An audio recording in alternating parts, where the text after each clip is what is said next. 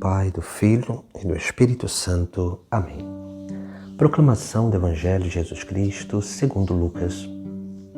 Naqueles dias, Jesus foi à montanha para rezar e passou a noite toda em oração a Deus.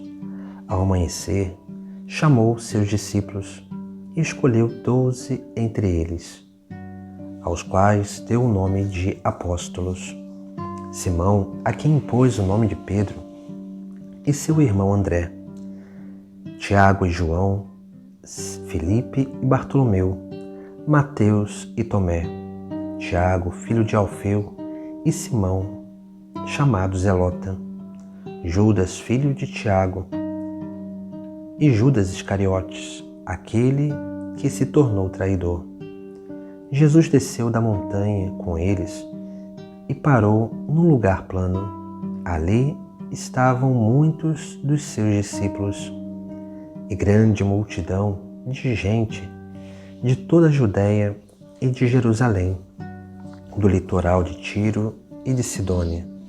Vieram para ouvir Jesus e serem curados de suas doenças. E aqueles que estavam atormentados por espíritos maus também foram curados. A multidão toda procurava tocar em Jesus, porque uma força saía dele e curava a todos. Palavra da salvação. No Evangelho de hoje, contemplamos a escolha dos 12 apóstolos. Mas veja que Jesus, para escolher esses 12 discípulos, ele primeiro vai rezar. Aqui nós temos como que um ensinamento essencial para cada um de nós. Jesus nos dá o exemplo de uma vida de oração. E o texto sagrado, ele vai dizer: Jesus foi à montanha para rezar e passou a noite toda em oração a Deus. Ao amanhecer, chamou seus discípulos e escolheu 12 dentre eles. Veja, duas realidades aqui bem importantes. Primeiro, Jesus foi à montanha para rezar. A montanha tem esse símbolo do Novo e do Antigo Testamento, que é o lugar da presença de Deus, o lugar da epifania, da manifestação de Deus.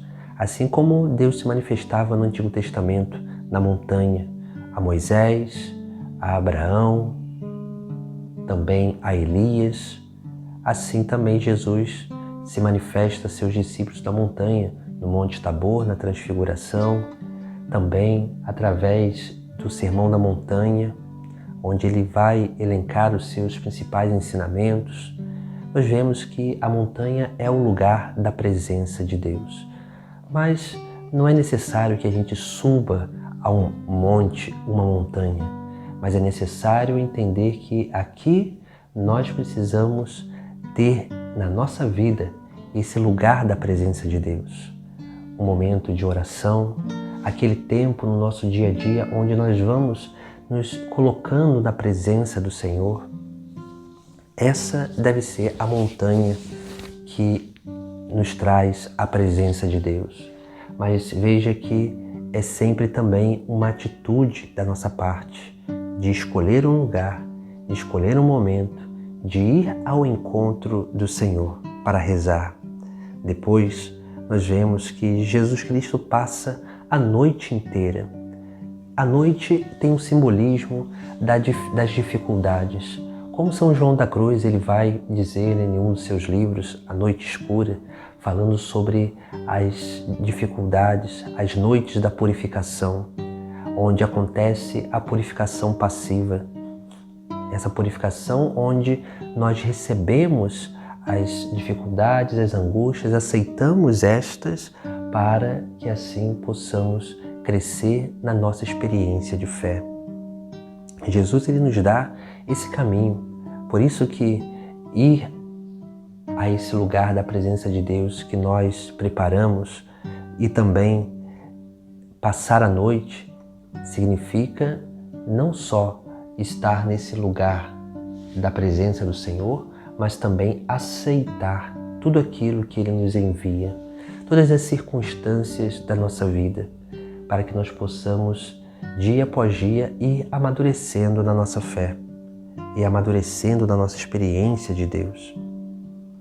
Depois nós vemos, na segunda parte do Evangelho, que Jesus Cristo desce desse monte e vai escolher dentre os discípulos 12 e vai impor o nome de apóstolos. O termo apóstolo significa enviados e nós precisamos entender também isso como uma mensagem para cada um de nós, porque hoje aqui na festa de São Simão e São Judas, que a liturgia celebra tão belamente com os textos sagrados de hoje, mas nós precisamos também entender que todos nós somos chamados, escolhidos para ser apóstolos, para sermos enviados, porque a experiência de oração, porque essa maturidade na fé faz consequentemente com que essa experiência de Deus no nosso interior, ela transborde para o nosso exterior. E essa experiência que nós temos com Deus na nossa vida interior, ela começa a transbordar para fora, tocando tudo aquilo que está à nossa volta, todos aqueles que convivem com nós a cada dia. Por isso que é importante entendermos essa grande missão que nós recebemos de Jesus Cristo. Nós somos apóstolos, enviados, porque não existe uma vida cristã, uma experiência de vida cristã sem um verdadeiro envio, sem missão, porque todo cristão é chamado a ser discípulo, mas também missionário, para que possa transmitir tudo aquilo que recebe de Jesus Cristo, da Igreja.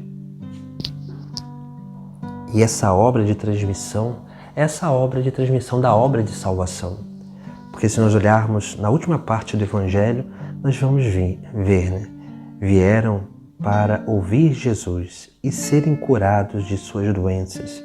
E aqueles que estavam atormentados dos espíritos maus também foram curados. A multidão toda procurava tocar em Jesus, porque uma força saía dele e curava a todos. Veja, essa experiência que nós vemos na vida de Jesus Cristo, que uma força saía dele, é esse transbordamento da graça divina.